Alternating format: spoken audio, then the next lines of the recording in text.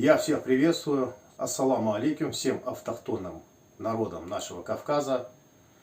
Это грузины, азербайджанцы, карачаевцы, балкарцы, ингуши, чеченцы, черкесы, кабардинцы, дагестанцы. Я вас всех приветствую.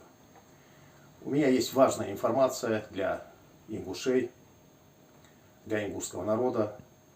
Я хотел бы поделиться этой информацией и определить стоящие первостепенные задачи перед ингушским народом.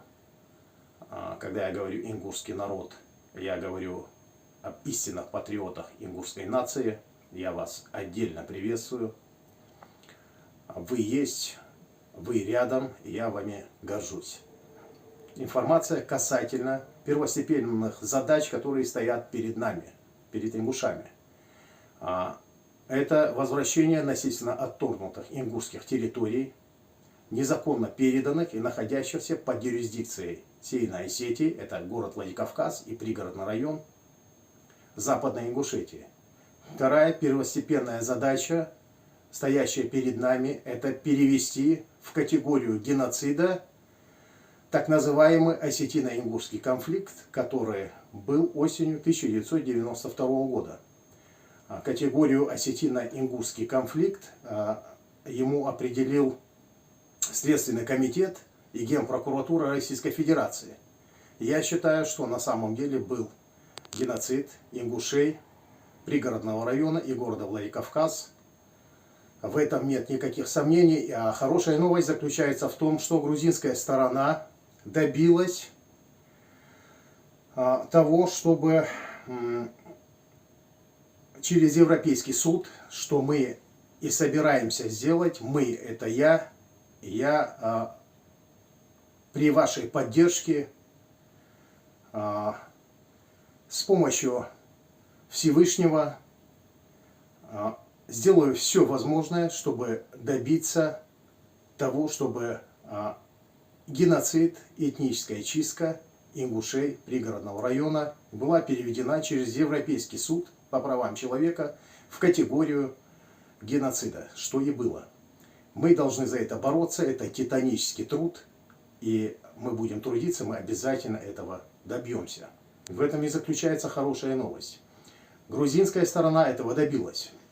Итак, информация о том, что Россия нарушила Европейскую конвенцию ЕСПЧ по делу о войне 2008 года в непризнанной Южной Осетии.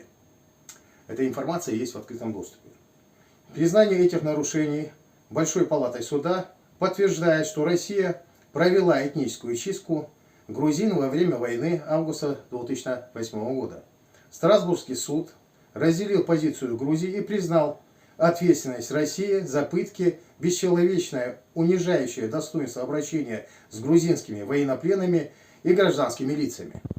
Страсбургский суд разделил позицию Грузии и признал ответственность России за нарушение прав на свободу и безопасность гражданских лиц. Суд разделил позицию Грузии и установил ответственность России за отказ от расследования убийств граждан Грузии во время войны и за ряд других нарушений. Это историческое решение является важным рычагом для урегулирования конфликта и восстановления территориальной целостности Грузии с использованием международных правовых механизмов, говорится в заявлении Министерства юстиции. То есть грузинская сторона через Европейский суд по правам человека добилась этого. И я считаю нашей обязанностью добиться признания осетино-ингушского конфликта геноцидом ингушей осени 1992 года.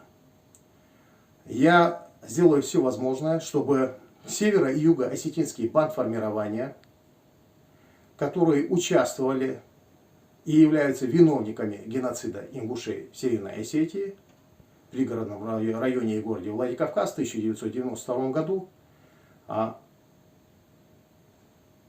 предстали перед судом,